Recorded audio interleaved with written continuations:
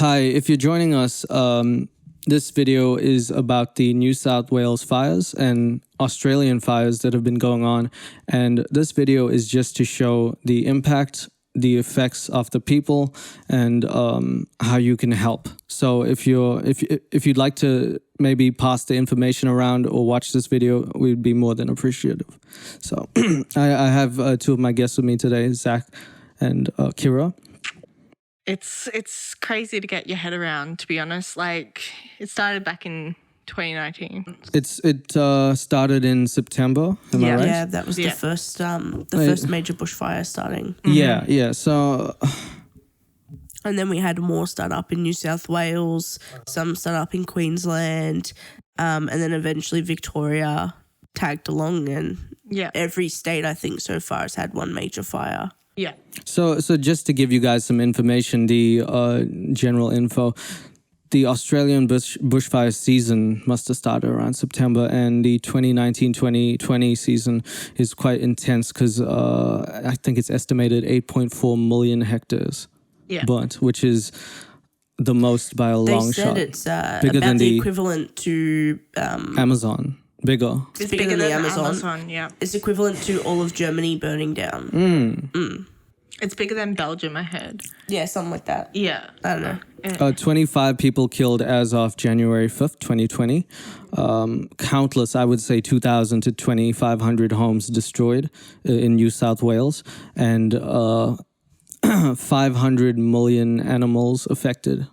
Up to 1 billion animals displaced from their homes. I think the scary thing is like, we continue to watch the New South Wales fire that started in September, and we all hope that it will get under control and everything. And then slowly, like, we're based in Victoria, so slowly we started to get the smoke from New South Wales, and like the city started to get very smoky, and like we thought that was the worst, which is very scary that like we thought, oh no, here we go. Like, but for it to like even get more extreme, and now like even New Zealand is experiencing our I've heard smoke. South America is experiencing the smoke as well. South America? Yeah, like it's all the way over in like Chile and stuff. Yeah. And it's just like, it's crazy how many people are going to be affected, and the longevity of what these fires are going to do to this country, yet the world, like almost. Yeah. Not to mention then the fires in East Victoria then started, which made the smoke in all of Victoria worse. Absolutely. Yeah. It's a great point you bring up. The intent for this video was to just focus on New South Wales, but it is very important to note that a lot of Australia is burning. It's just so that you guys can have this information and then pass it on. It's just one small part in a big problem. And to be honest, I'm not too familiar with how the New South Wales fire started. That was my next. There's no actual. There's no one single thing that started this fire. There's many theories. Was backburning a theory? Backburning is a theory that we haven't backburned enough. So before the British colony came out, and even after that, so for quite a while, the traditional owners of our land, which is the Aboriginal and Torres Strait Islanders, they would backburn 10 to 15% of our land in Australia so as to make sure that there wasn't enough fuel for a fire to get out of control. Okay, I see. So during the winter period, they would backburn and do 10 to 15% of our forests, right? Or like just our land in general.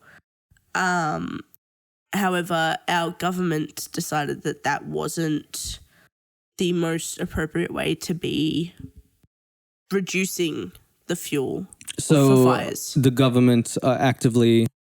We don't do what is classified as backburning anymore. Yeah. Do you know when it stopped? Or in the late 1900s, I think. So it's been a long time since 1980s, backburning.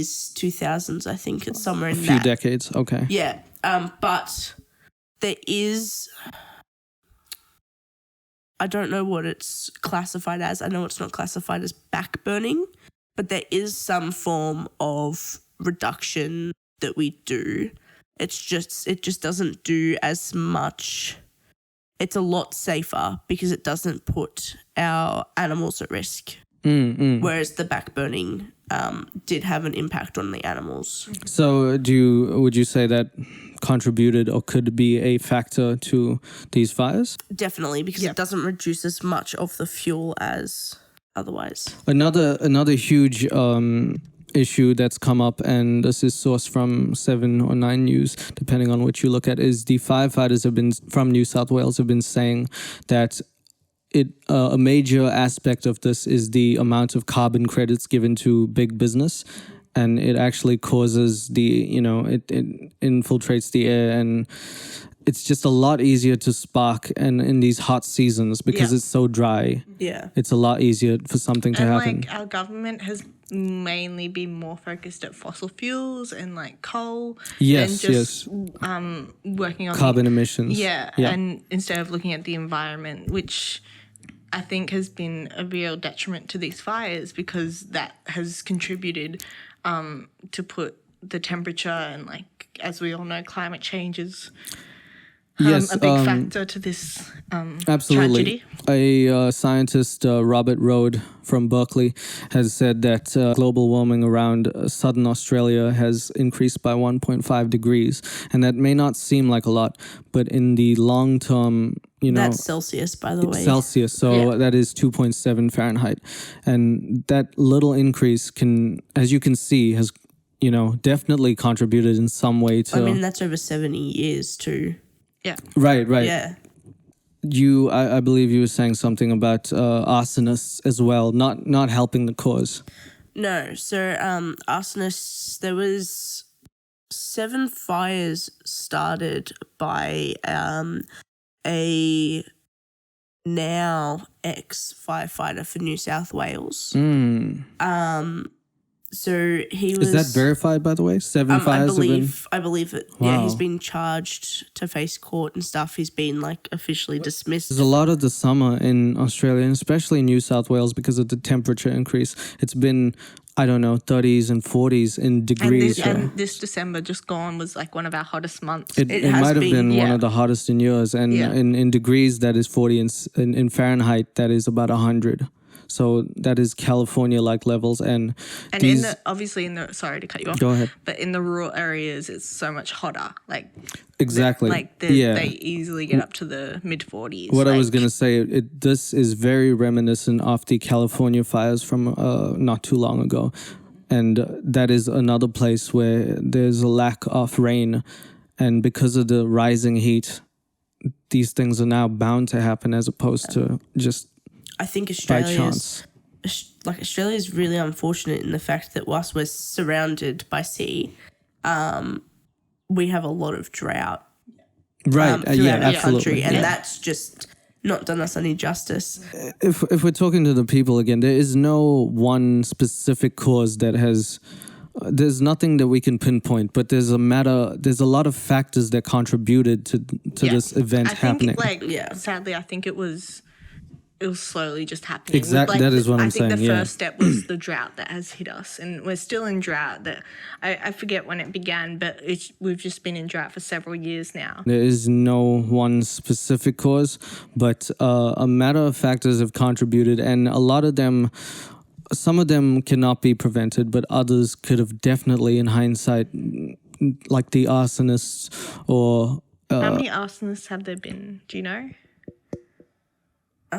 Last I heard, there was roughly like 24 that have arsonists. And the reason, there was 100 and something, according to VicPol, but I don't know what time span that was in relation to. And the reason for a lot of these cases, not all of them, are some arsonists, for whatever reason, want to start a fire, then be able to put it out and be a hero, but it's only... And they see the traction on the news, and they feel like, I can get attention, but like... It has, because of the mass attention, a lot of people have been trying to, I guess, steal some of the light, so to speak. So it's not not great. Well, several of the blazes around New South Wales are being treated as suspicious. And that's just because around half of all bushfires in Australia are either known to be deliberately lit or considered suspicious. Is that suspicious? right? Yeah, wow. According to our Institute of Criminology. And I think that brings me to the next topic, the people affected. There's the immediate effects are, catastrophic, but it has actually touched people who are not even close to the fires at all. We are not in the same state. We're not in New South Wales. If we were, we'd probably be fighting alongside them right now. There are people from New Zealand and other countries who have felt these effects, and it's a human thing rather than a small fire. Everybody's bonded together for this. Definitely, and it's crazy to just the smoke that can come about. Like here, we've had probably several smoky days, and you just feel it, and you can't even imagine what it's like where the actual fires are, like in the areas, and to see people just have to go to the beaches to be safe. Yeah. And speaking of the smoke, though, like as you could tell, I'm coughing like a lot. That's actually because of being an asthmatic and the smoke from the city over the last couple of days. Terrible. Being an asthmatic, like I can't even imagine what I would be going through if I was any closer to the fires. I'd be stuffed. Yeah. And the crazy thing is, like, when that smoke is so thick, we're all meant to be wearing masks, but no one is because we're not very aware of these conditions because we've never really... People haven't been acclimated or prepared for the situation. It hasn't happened to this level before. And quick facts, the New South Wales fires as of early January, have left more than 2,000 homes damaged. It's just countless. I don't know what the death toll is now, but the damage is estimated currently at $700 million. And some people have insurance, some people don't. You cannot fully prepare for this, but lives are at stake here.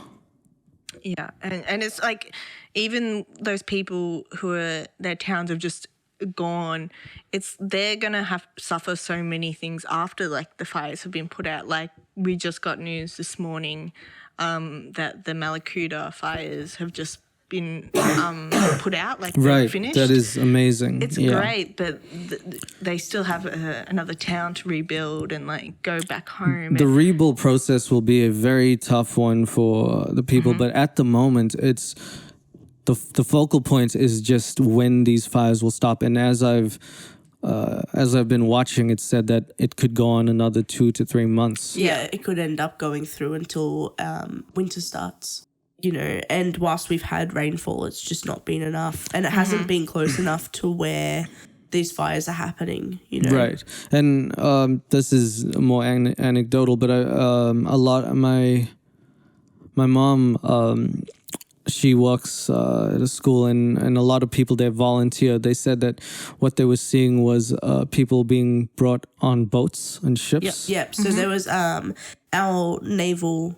like our Navy used their ships to escort, I think, 4,000 Is it?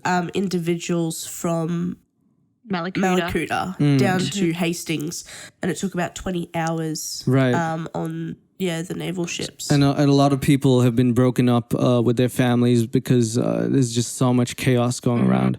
The scenes apparently have been said to be likened to that of the Titanic. That's how it looked. The pathos on people's faces and just the somber tone that's been going on. They said like on the beach when they were stranded, it was just utter silence. Like there was thousands of people there, and you could hear crickets. And like. It's just,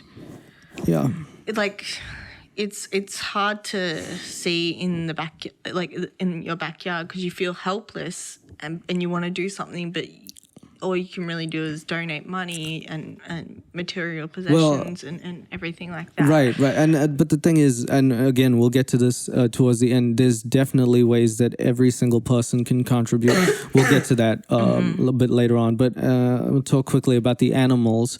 Apparently, 1 billion animals have been affected, 500 million displaced as of now. It's hard to wrap your head around. to think even like our main animal, like the koalas. Fear of going extinct. Yeah. Well, the koalas are now, I believe, functionally extinct. So they're Is going that right? to need. So they're going to need human intervention to be able to, to procreate. To procreate. However, once you have that human intervention, they're no longer able to survive in the wild. So it's a hit and miss. Is that really what? The problem is, once you intervene and put them in, a zoo or whatever to get them procreating again, they're now losing that natural instinct of how to protect themselves from predators. Right. Because we're protecting them from predators. Yeah. You were talking briefly about the videos and the pictures, and they were heartbreaking about certain koalas and things. And you just see the burns on the koalas, and you just, it's like, it's just crazy that obviously this probably couldn't have been prevented, but we could have definitely done more action in the past to... I think the worst part is for the animals and for, the humans affected, this isn't short term. No. I mean, if that you've that is my point with this. If you've ever burnt yourself, like, how long that takes to heal. Rescue groups and stuff in regards to animals, they're going to be at this for months, if not years.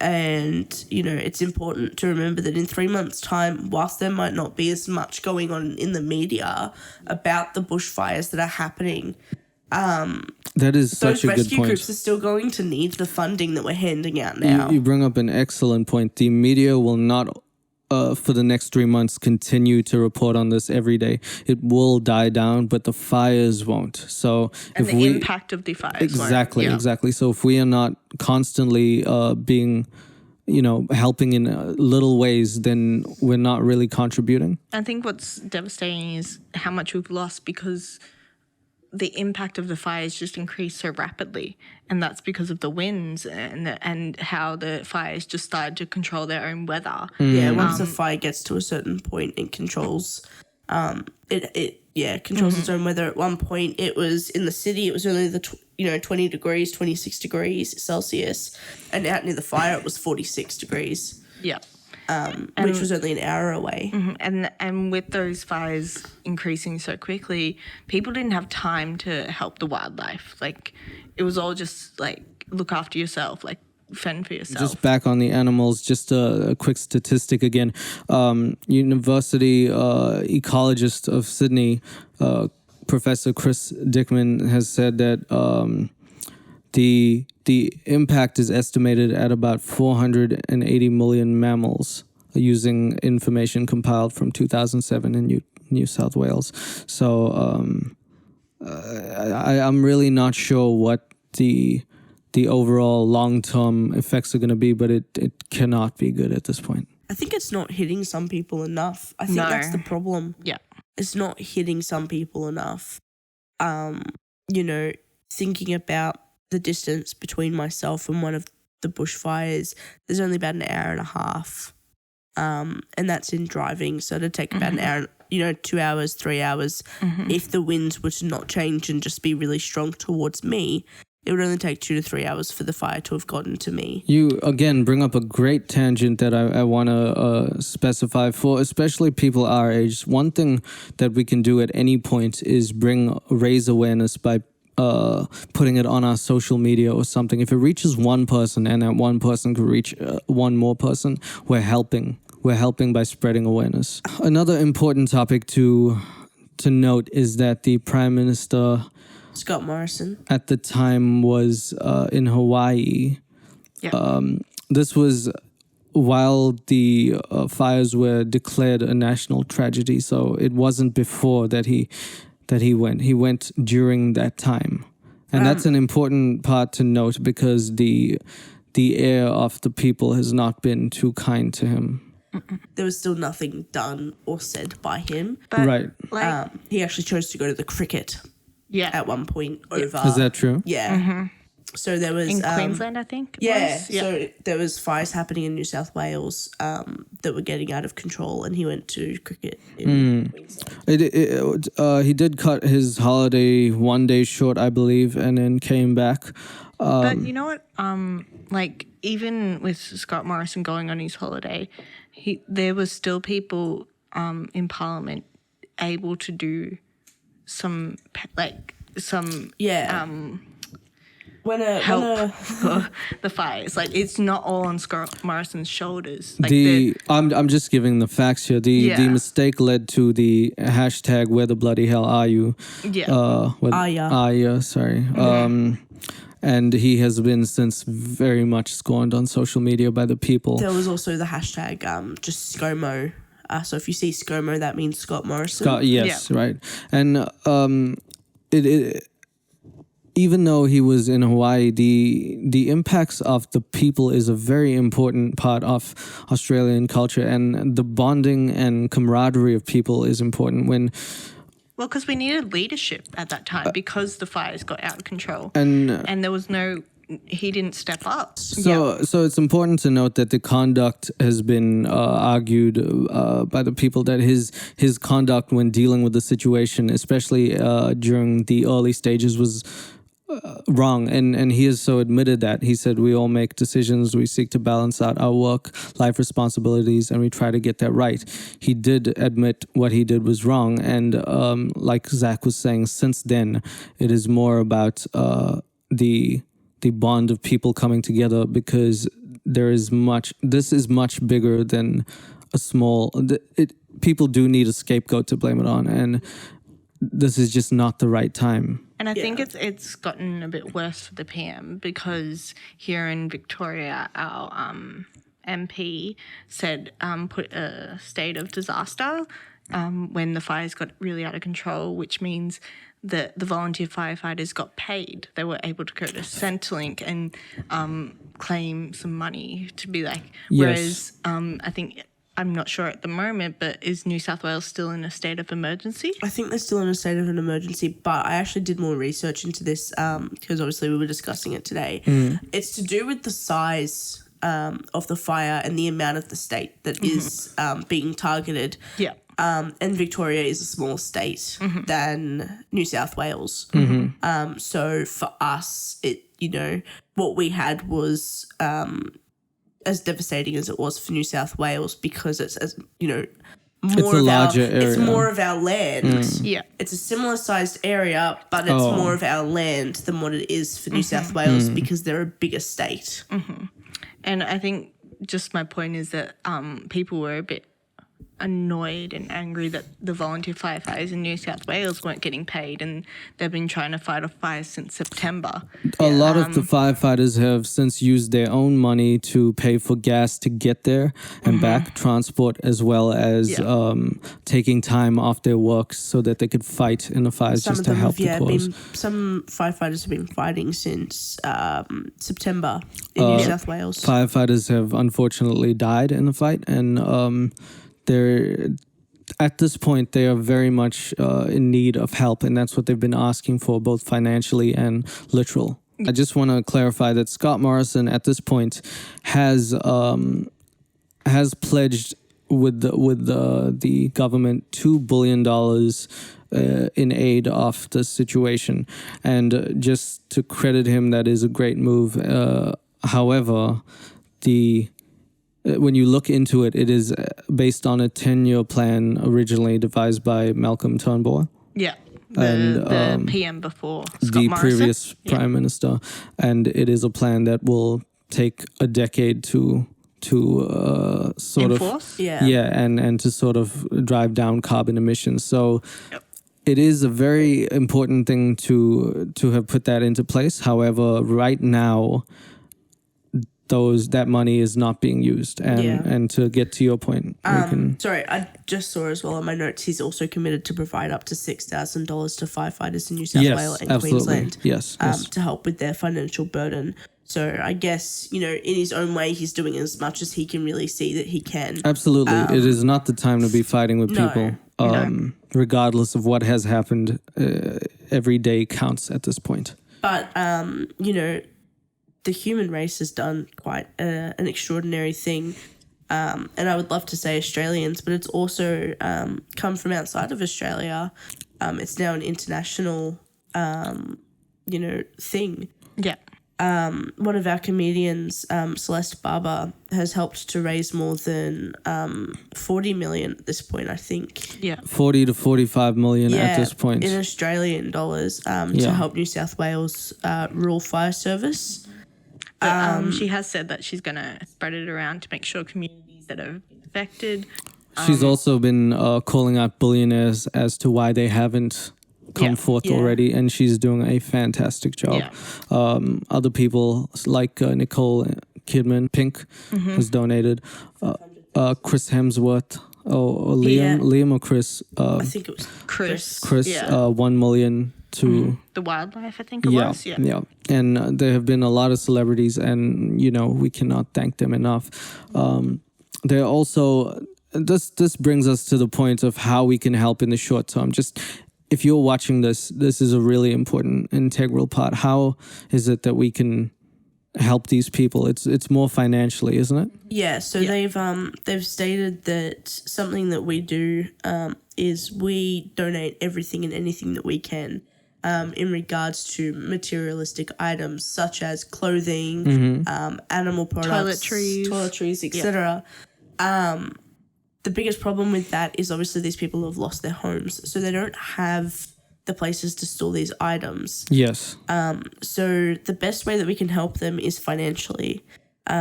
Things like insurance don't actually cover somewhere for you to stay if you lose your house. Is that right? Yeah. So this money can go towards giving them somewhere to stay, a hotel, motel, caravan park, etc. Yeah. Whilst they rebuild their lives. And as we've said, the damage has exceeded 700 million. So we have to keep contributing to help these people.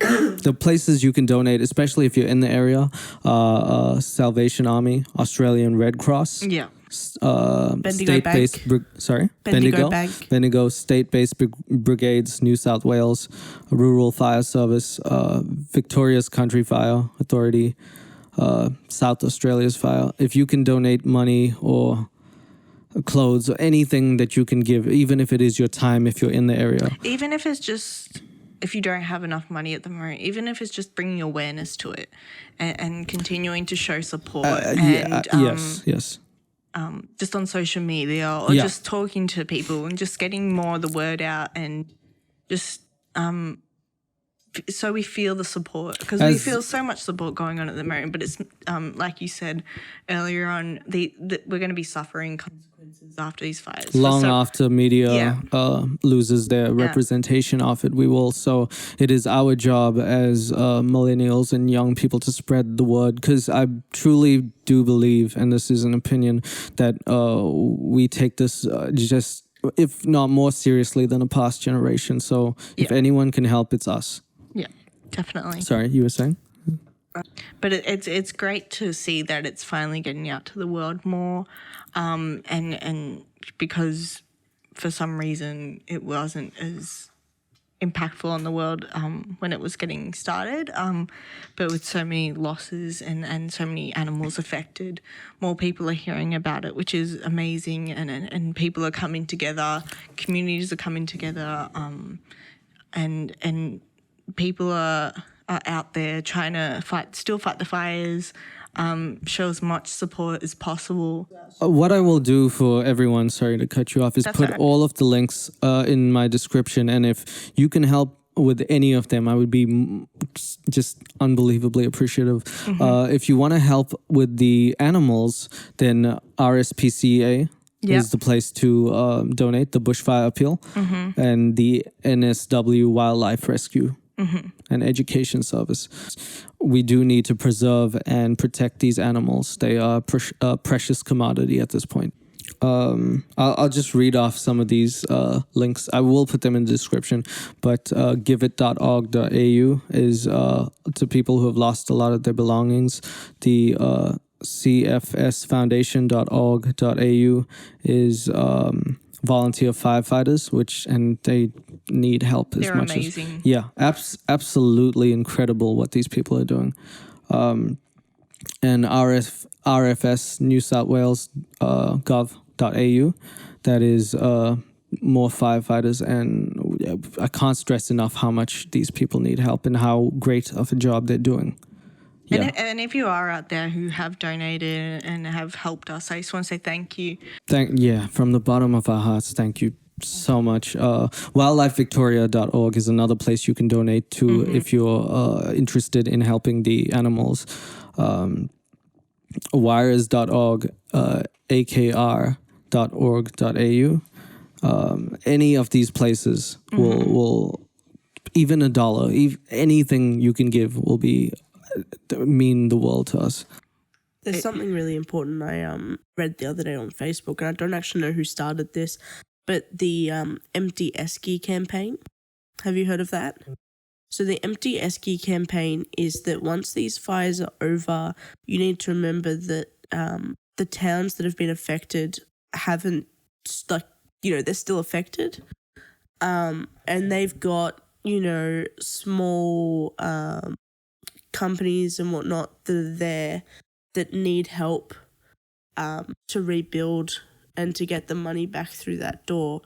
So once these towns are back up and running again, the one thing that needs to happen is they need to get the money back into that income, town. Yes. And that includes going on a road trip and going and staying, at a campsite or something. Is that how people can... With an empty esky. Okay. So buying what you're going to eat from that town, getting fuel from that town, just making sure that, you're staying somewhere in that town, a hotel, a motel, a camping site, whatever it is that you choose to stay at. Yes. But making sure that you're putting the revenue into this town. Yes. And that's, the empty esky hashtag. Take nothing with you. Purchase from these places that are suffering. Right. And to Kira's earlier credit, the reception followed by these fires has been unbelievably amazing to see how people have bonded together. It blows my mind how unselfish the Australian people can be and how giving they are at this time of need.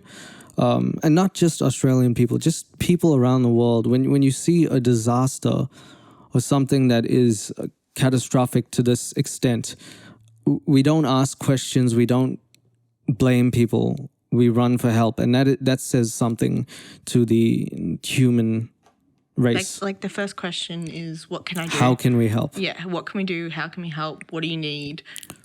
Yes. And just starting to get the news out there that people need help. So it is just a very quick thank you to anyone in the short term who's already pledged. If you have a friend or someone else who can, then please pass this information or this video on to them. And the last thing I think we can talk about is the long implications, because this may not be the only time this happens. I would love to think that it is, but we can't be that naive anymore. Yeah. Things are clearly changing. I mean, we haven't had a bushfire this bad. It's reached pretty much the Black Saturday, Black Friday, depending on where you're located, what you know it as. It's reached that point in time pretty much. It's either almost or just as bad as that period of that fire that happened back then.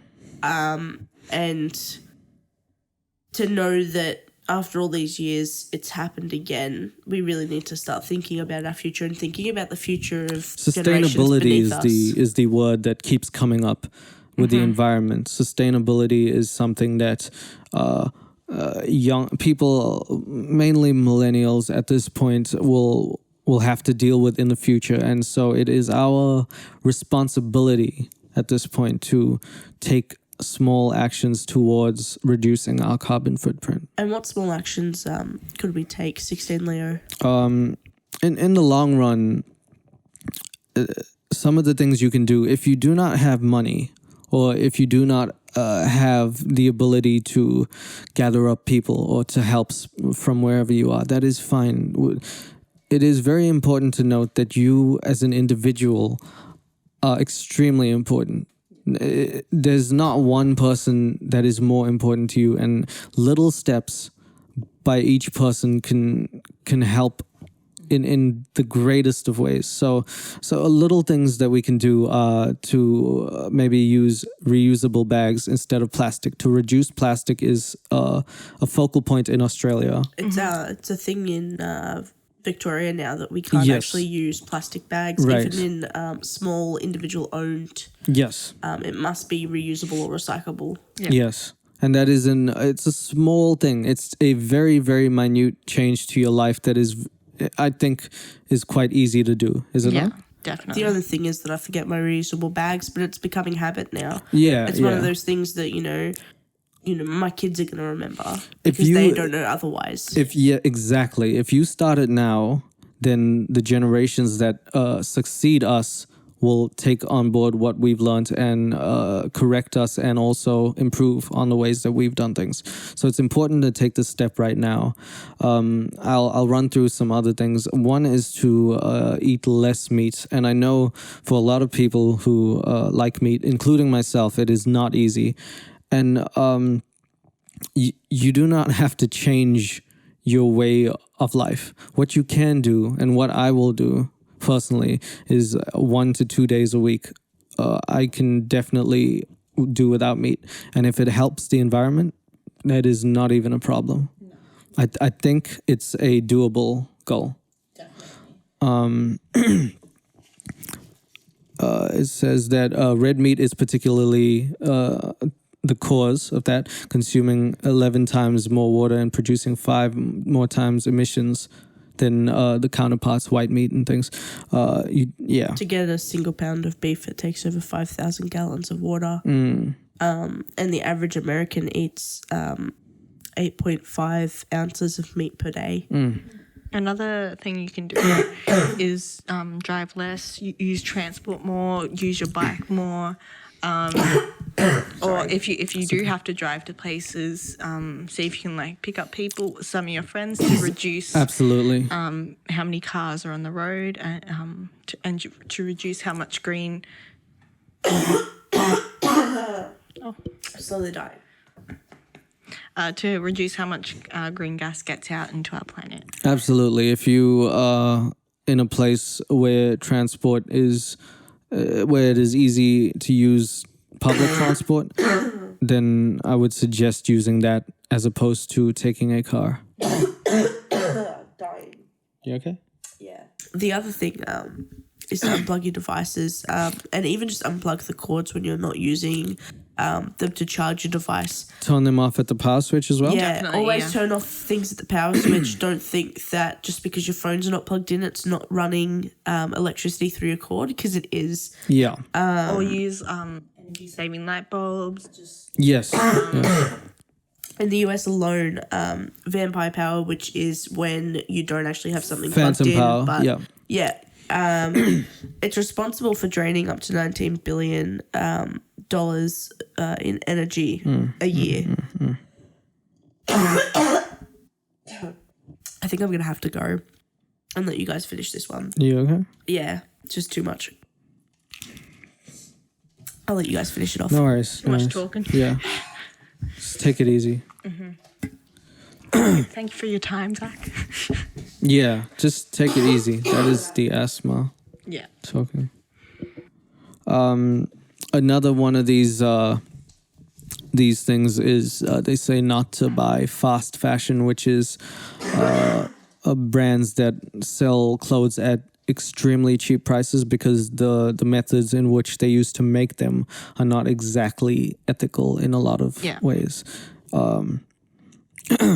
And another thing you can do is plant a garden, plant flowers, and plant more trees.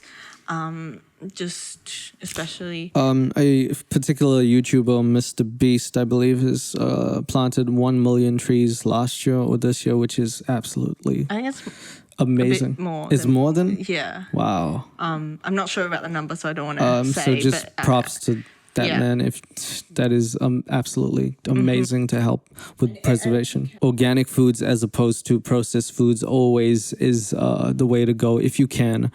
And I think the last one I have is to lie and dry your clothes instead of washing them and drying them using power. Any way that we can to save power will be, it adds up in the long run. And as little a difference as you think you're making right now, if you look at it 10 years into the future, you yourself will be making a huge difference. And if you start doing these now and making it more of a habit and making them more of a routine in your life, as you said, the longevity of that is so much better for our planet. And you can even say in 2019 with so much strikes about climate change, and yet we still finished the year here in Australia with a huge bushfire that was somewhat caused by climate change. Yeah. You just still have to have hope and belief and keep being a soldier and keep trucking on and getting the word out there, not let this defeat you, and just keep in mind every day of what you can do, and just look around and see what you can do to help, and just think of the impact you can bring onto the planet in a positive way. Yeah, that well said. That I think we can end it on this. Just one more big thank you so much. If you're watching this and you've taken any information that you can pass on, I don't care if you don't watch this video or share it, just pass on the information to people, because it is very important that they understand how dire the situation is.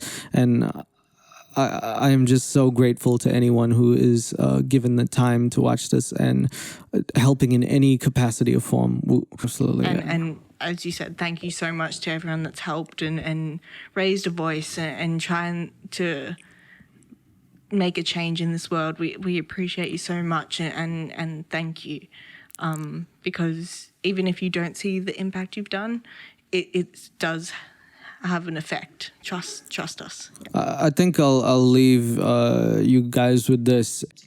I think it's just very important to note that it's very easy for us to go about our lives not really seeing changes when things are not physically evident or imminent to you at this moment. It's very easy to look past it. And our generation, as I have the utmost faith in it, but I do also, I'm very aware that it is quite easy to go about your day without making a change.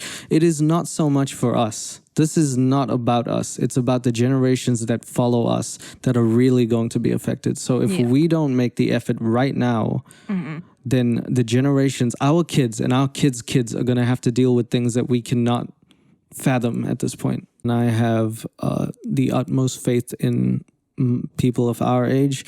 I am with you all the way, and I would just once more like to thank you so much for watching, and please stay safe. Okay.